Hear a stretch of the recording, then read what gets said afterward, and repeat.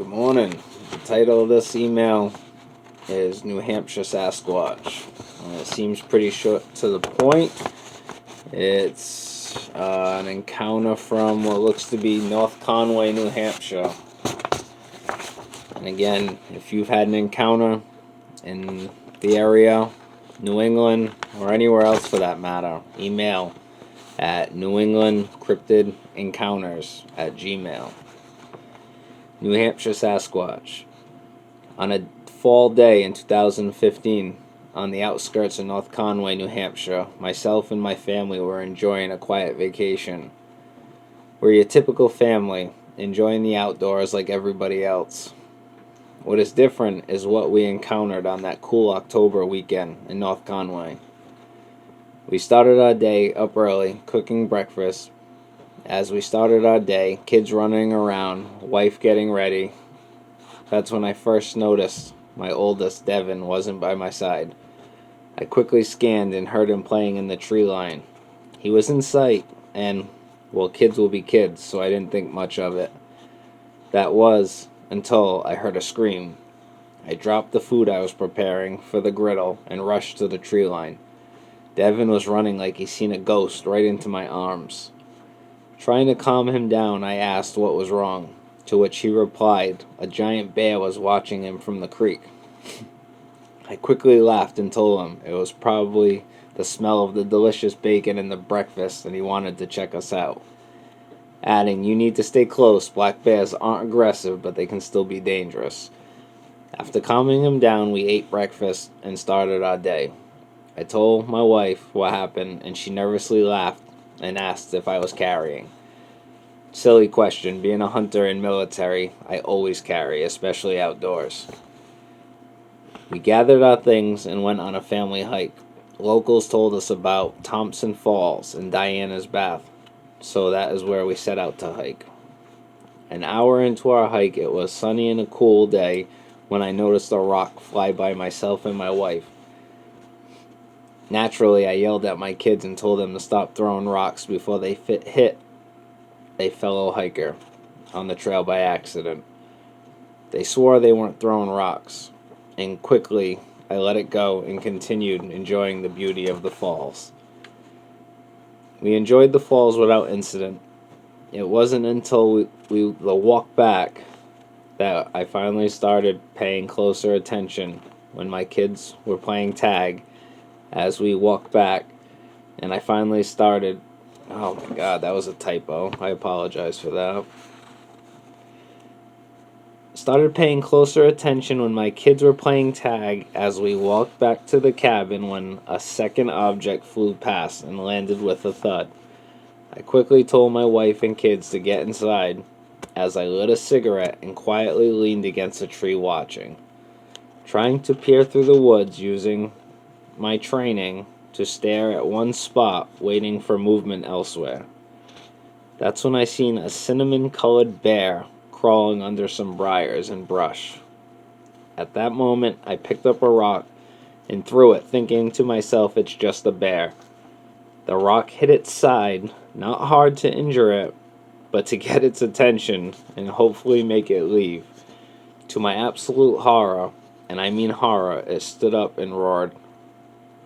Now, folks, let me tell you, I've seen death. I've been on death's door in Iraq with a bullet in my chest waiting to meet my maker. This was a whole new level of fear.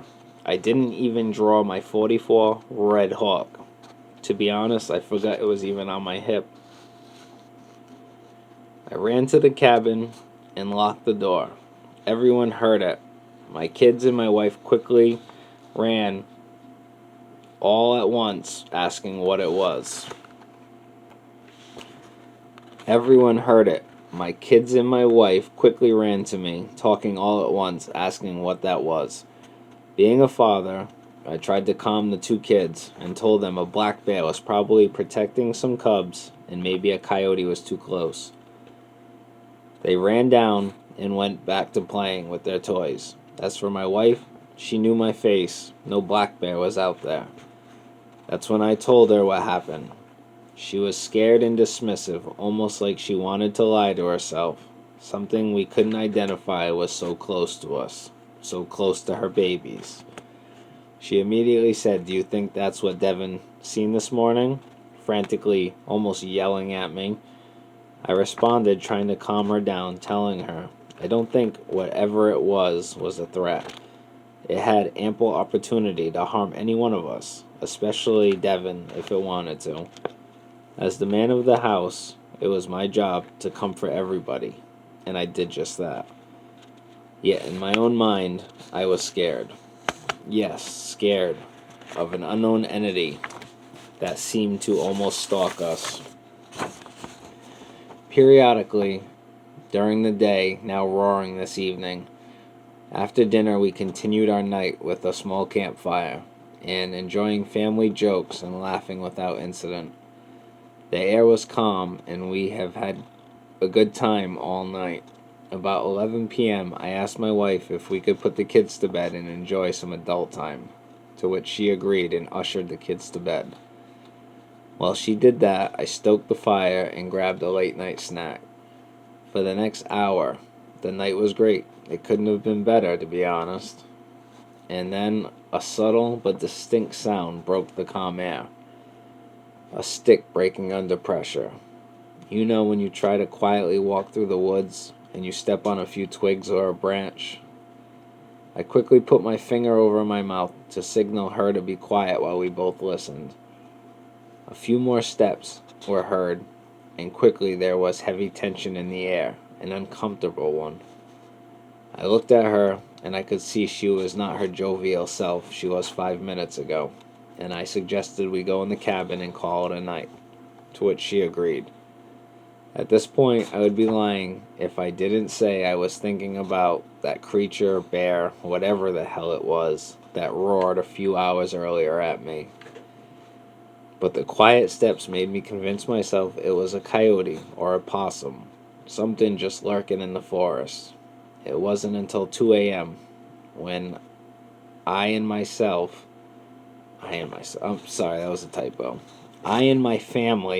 realized we were unwanted in the cabin. I quickly jumped up around 2 a.m. to a loud bang as the cabin shook. Something ran into it, or at least I thought. Grabbing my flashlight and my .44 in my right hand, I scanned the perimeter. Nothing. No deer, no bear, nothing. I lit a cigarette and I waited. Nothing, but an eerie silence.